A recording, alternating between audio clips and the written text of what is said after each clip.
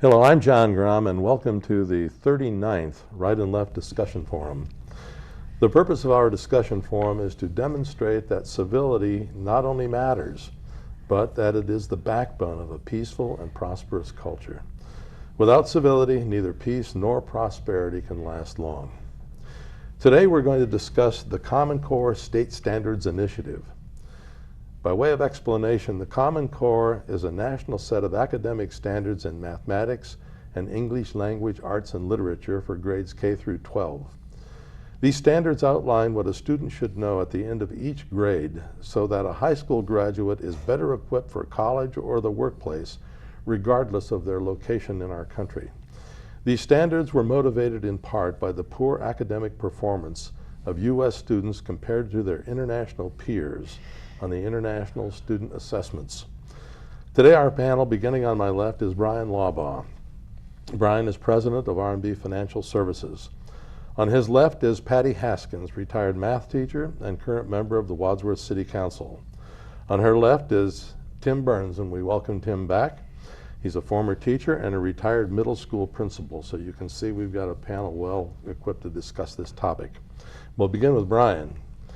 Bryan, since the correlation between poverty and poor educational outcomes is well established, to what extent do you think the common academic standards will better prepare students for the workplace and college? Well, I think it's a step in the right direction. Everything that I read, and I talked with any number of people that are involved in education, their overall assessment is that it's a good move in the right direction. School districts have invested heavily in the curriculum. You'd hate to see that, see some sort of change where they have to go in and change the curriculum again. When this all started, the governors got together of the various states and decided that there had to be something done. And it's a state standard. And I don't believe that our school system here in Wadsworth will have any problem whatsoever meeting those standards. I think the issues are in the outliers that will have difficulty bringing up their curriculum and bringing up their student base to a standard. I think our school system is well positioned to meet or exceed all the different requirements that Common Core has laid out. But I would like to add that I think it's important for the federal government to stay out of this. In my research, I found that the Department of Education, which has a $1.7 billion budget just to administer various programs, has begun a little slow creep into Common Core. And this is what's upset some states, namely Louisiana. There was a lawsuit just settled that Governor Bobby Jindal brought about the federal government sort of creeping into Common Core. This was a state initiative. The governors, it was bipartisan in nature. Everybody agreed. I think there are 43 states that have signed on to Common Core, and several states have pulled out. But the fact is, I think it's a good program. It's a step in the right direction. But we want to make sure that the federal government stays out of it, and that I've always believed that local effort beats some sort of centralized bureaucracy. And where we have success, local schools, local school districts are involved, and on a state level to administer the program. I don't see any issue with that. So I think I'm somewhat of a proponent of Common Core. Obviously, if you go online and watch some of the videos that are out there, some of the math problems I kind of scratch my head at, but they're trying to teach in a little different way. But I think it's a step in the right direction. Patty, I recognize that Common Core came along after you retired as a math teacher, but I'm certain that you've got some ideas about it. Yes, I do. First of all, you talked about, I wanted to address the fact that you mentioned the poverty and the effect of that, and the family that has upon students. And that is actually, I think, a separate entity from Common Core. There's a lot of things that impact student performance and behavior. Common Core addresses one of them. The issue of income and the type of family that a child comes from, that can be addressed, that will be addressed in other ways. You know, I don't think Common Core standards are going to make it easier for the child that comes to school hungry to achieve more.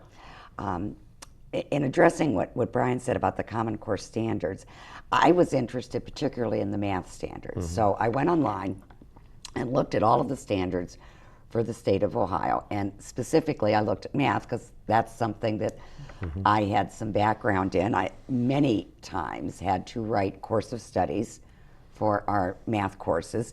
And in each case, we were required to line those up with state standards.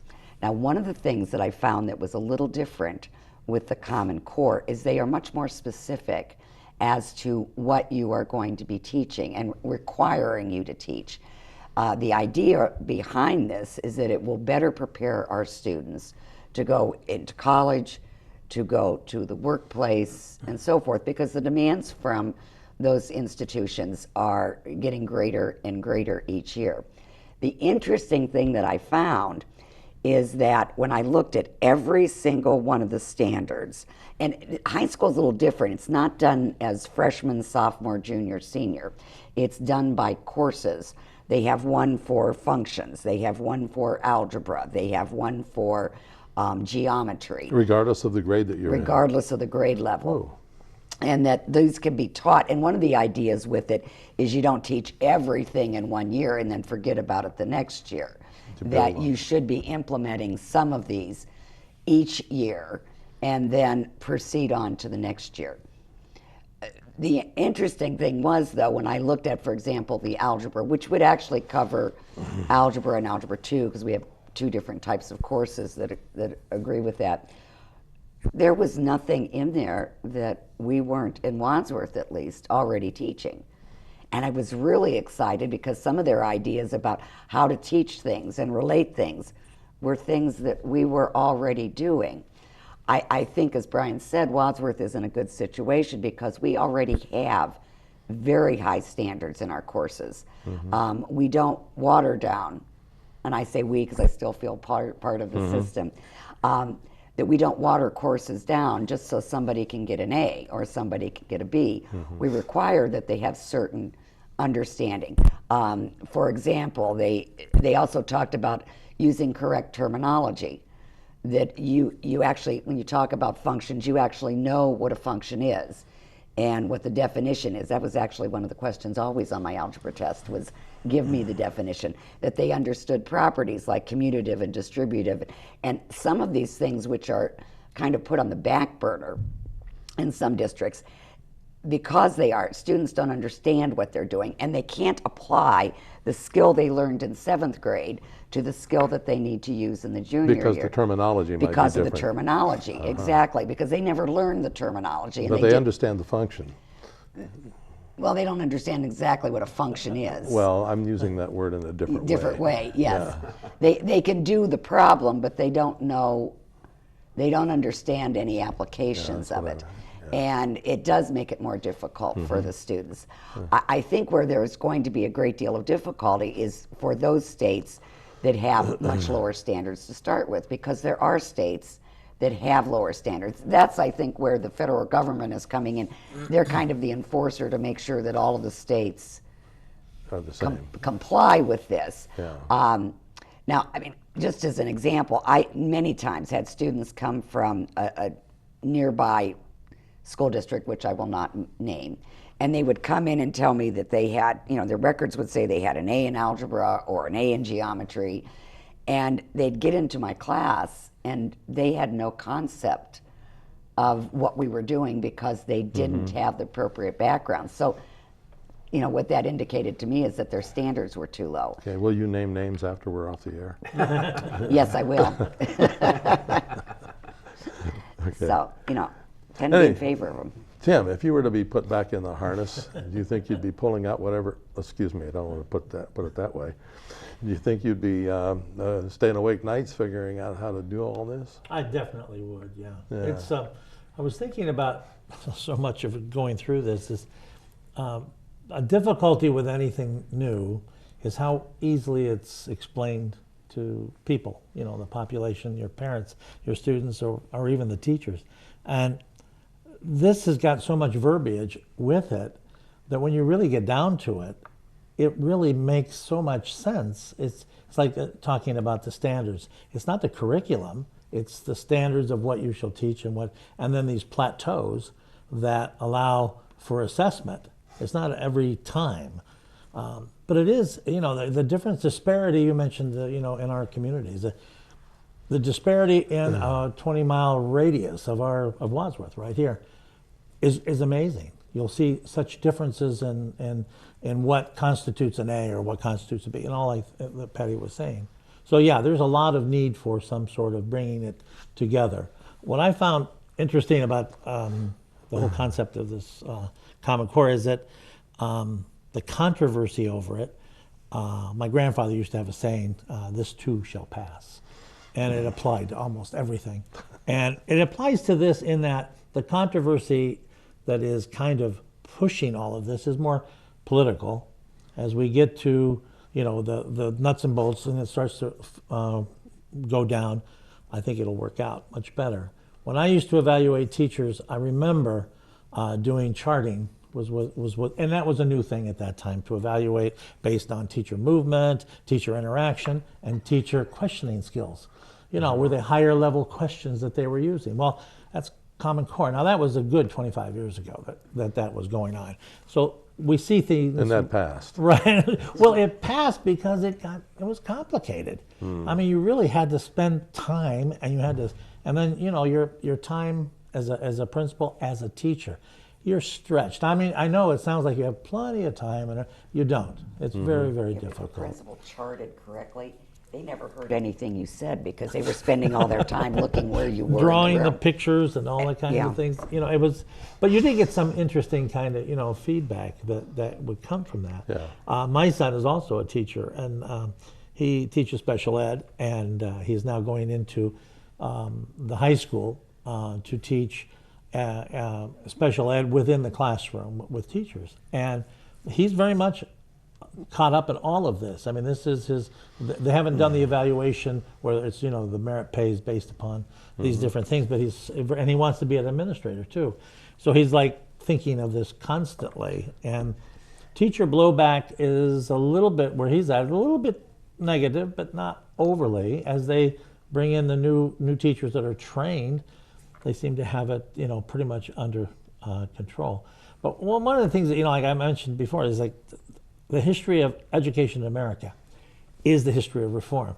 That's all we do. We reform, ever since they came off the Mayflower, they had a compact about how to teach and what to teach. What was it? The Satan Deluder Act, which was to get rid of, the evil in the world. I mean, it's been that way and it is always a reaction to a social, cultural, or historical upheaval. Which is constant. Which is always constant, and we're in that now. The schools, if you ask kids, let's say you get a bunch of. I was at Kent State just this last week. Amazing school. I mean, I graduated from Kent with a master's, and what they've done to rejuvenate the school, the library, is amazing. The students themselves, if you ask them, well, what are you taking? What are you going to be when you grow up? What are you going to graduate? I've never even heard of these careers. I have no idea what they are, and they're technical. And I'm thinking, this world has changed. We need to have something that really, truly does prepare students to think. Thinking is really the key to Common Core. And if you can get them to think, like the math curriculum, thinking of an answer that makes sense before you even start the problem gives you such a heads up about what you're doing, because then you're starting to apply. But if you have no clue, you're trying to remember that rote step. How many steps are there in division, long division? I mean, quite a few. If you're trying to remember that, but you should have some concept of what the answer is, before. And if you get the wrong answer, if you have no concept of what it should be, you just look at it and go, well, it must be right. Must be right. I followed those steps, Instead of, if you have a mistake and you look at it and you go, wait a minute, I know this answer has to be bigger than this. Right. It helps out a great deal. Yeah. Oh, I'm sorry. I was going to say also, I mean, we've always had state standards, and curriculum had to be aligned with it. When I was teaching, we still had state standards. One of the differences I see is that the standards are now more specific, because the way they were written before, you could really fudge them. You could, you know what Yeah, I'm talking about. absolutely. You'd look at the standard, and it would say, you know, algebra. So if you taught x plus 3 equals 5, find x, you were technically teaching algebra, and you didn't have to do anything else. Now, I don't think anybody went to that extreme, but these standards are set so that they are much more specific and goal-oriented, with a lot of examples in them, which forces the district to comply with what those core standards are. Yeah. Well, I wanted to circle back to the poverty issue for just a moment.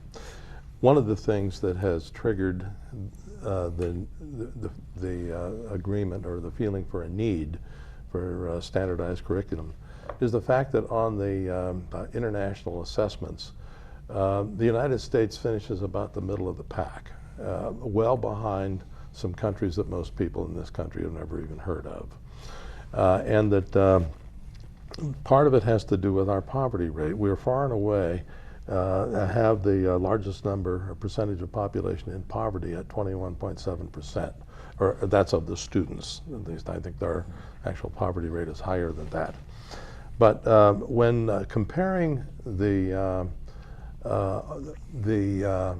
countries by poverty rates, we rank pretty well. As a matter of fact, and you look at the schools in the United States where there is poverty at the rate of 10% or less, we rank number 1 in the international assessment testing.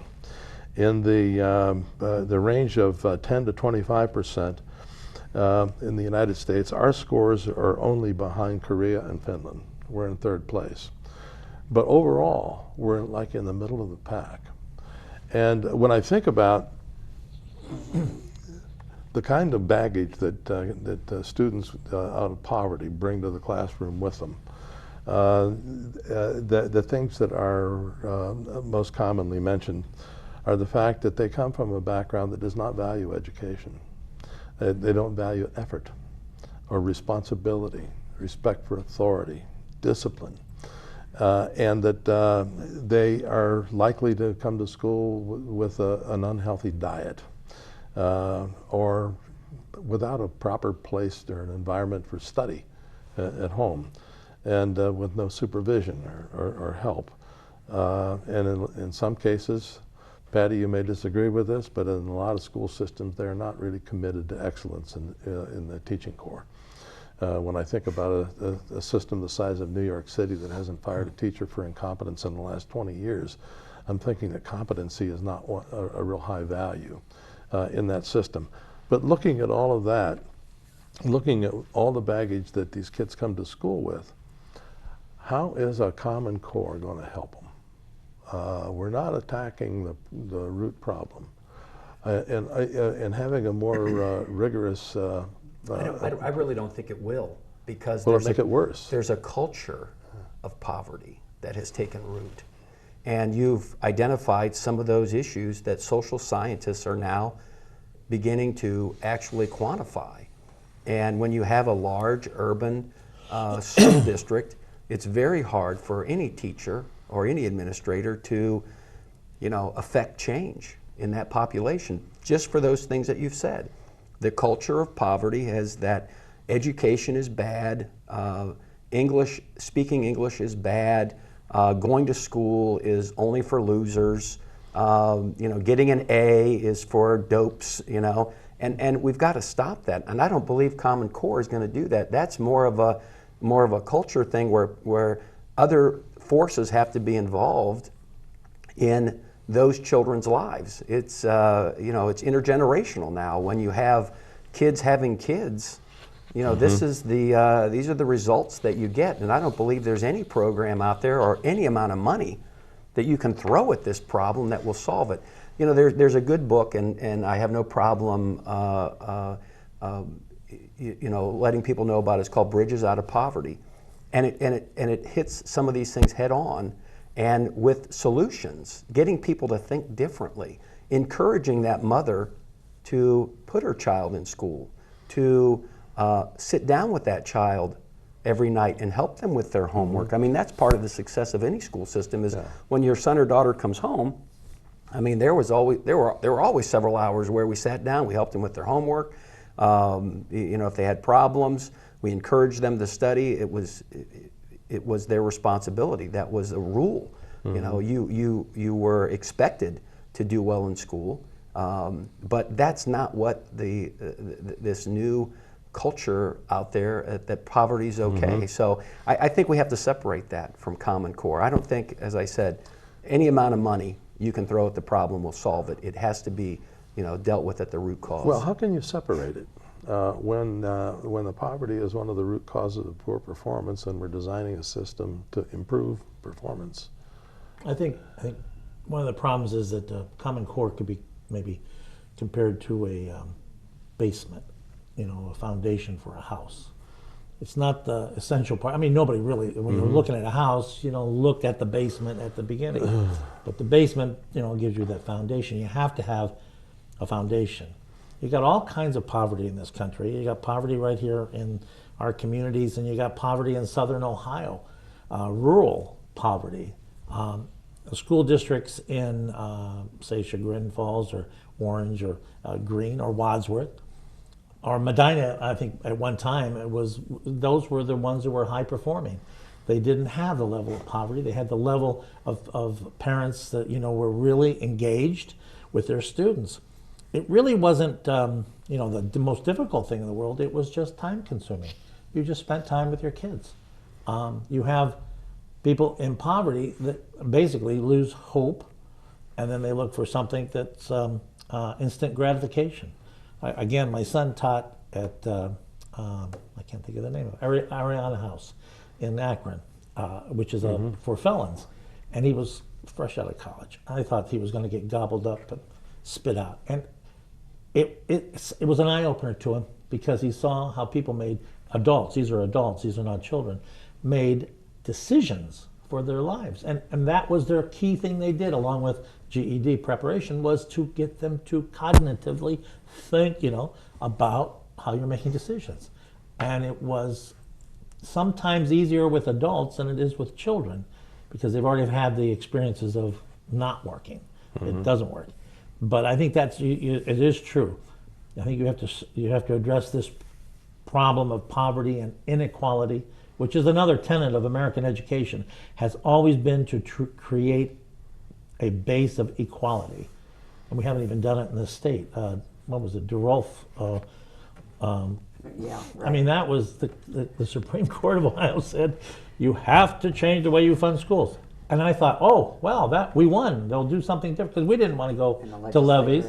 Ignored it. Ignored it. How can you ignore it? Because there's no enforcement for the Supreme Court, which always gets me kind of strange about other things they say. No, I'm not paying attention to that. You know, really, I'm still upset about that. That was Most in the educators 80s are. and 90s. So, And let me just quickly put this is a partnership between the school and the home. And if you don't understand that, then no matter how smart your son or daughter is, they're really not going to do well, because there's more to school than just going to school for that 5 or 6 hours a day. So, You know, you address poverty, though, but and affecting students. I think the Common Core standards will help, because I feel in many of the poverty-stricken school districts, the assumption is that they do not or will not do well. And so you basically teach down to them. You have lower standards. And that's true in many of the states that are rural areas. They assume they're going to do low. And it's been proven over and over again that if you set the standards low, the students will work down to that standard. But if you raise those expectations, students will work up to them. And there are going to be students in poverty and in some of these areas, not all of them obviously, but some that will, you know, live for this and will embrace the higher standards and what they can learn. You also address the poverty issue and the performance in other countries. The only thing tricky about that is that other countries do not have public education as we have, where everyone attends school. And I'm not sure if their testing is being done only on those in school, or even addressing all of those that have never gone to school a day in their life. That's a good point that Patty brings up, because over the years we've had exchange students come from a variety of countries, and you know, they're pretty much in a private university type of setting. One of the biggest complaints that they have when they come here is that they actually have to go to school and stay in school the whole day. Right. Because their school system is set up like a campus. They go to class, they can go home, they can go over here for lunch, they can But not study over here. everybody can do it either. But, oh, exactly. But Yeah. there's, you know, it takes a lot to get into that school. There's a lot of testing and things like that. But I really think people need to understand that this is a partnership between the home and the school, and you know, you just can't keep throwing money at it and thinking we're going to improve the test scores. We're not going to have time to bring up the last point that I wanted to make, because I want to circle back to something you said, Tim, about equality. What do you mean? Well, at the beginning of education, like at the dawn of the 20th century, end of the 19th, the big push was to have a public education for the purpose of a good citizenry. In other words, so we would make it, everybody would come, so it would be equal. But of course, right off the bat, that changed, because you had segregation and you had different equality or different levels of schooling. I'm probably the only person here, though, I don't know, maybe you traveled around too. I went to a segregated high school.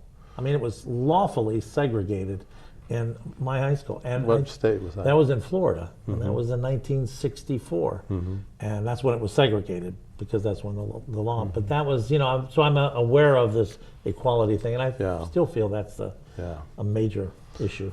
Well, I'm sorry we're running out of time, because I wanted to address some of the things that the right wing of the world complains about with Common Core, but we don't have time for that.